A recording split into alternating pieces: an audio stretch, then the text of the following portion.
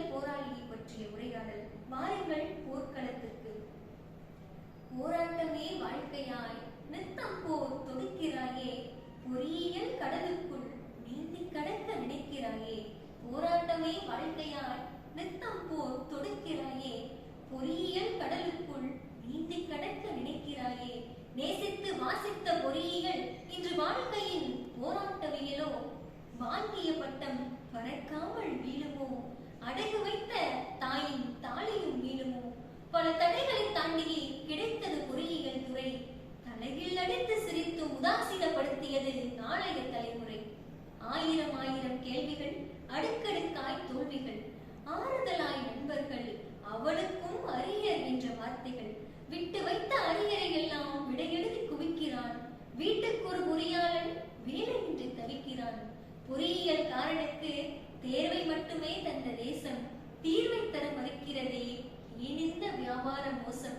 படிச்ச வேலை கிடைக்காம கிடைச்ச வேலை பிடிக்காம வெளிநாட்டில் தஞ்சம் அடைகிறாயே. பஞ்சம் வந்த பொறியாளா, அதில் சிலர் மட்டுமே ஆனாங்க பெரிய ஆளா. எந்த வேலை செய்பவனும் இந்த பொறியியல் பட்டதாரியே.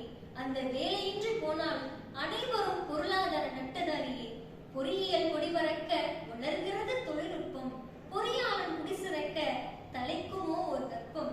பொறியியல் கொடி பறக்க வளர்கிறது தொழில்நுட்பம். பொறியாளன் குடிசிறக்க தலைக்குமோ ஒரு கற்பம். வேலையில்லா பட்டதாரி வேதனையின் வெளிப்பாடு. வெள்ளட்டும் பொறியாளன் போர்க்களத்தில் போராடு. பொறியியல் கடலில் பொருளாதார புயலில் பட்டம் பெற துடிக்கும் படகுகள் கரையைத்தான் கடக்குமோ, கண்ட கனவும் பலிக்குமோ. பொறியியல் போராளியே, வீழ்ந்தது போதும் மீண்டு எழு, தாழ்ந்தது போதும் தடைகளை உடைத்து எறி. பொறியியல் போராளியே, வீழ்ந்தது போதும் மீண்டு எழு, தாழ்ந்தது போதும் தடைகளை உடைத்து எறி. போர்க்களத்தில் போராடும் வரை நீ பொறியியல் போராளியே. இயலாமை இளைப்பாரட்டும், முயற்சிகள் உன்னை பாராட்டும். போர்க்களத்தில் போராடும் வரை நீ பொறியியல் போராளியே என்று கூறி வாய்ப்புக்கும் வாய்மொழிக்கும் நன்றி கூறி விடைபெறுகிறேன். நன்றி.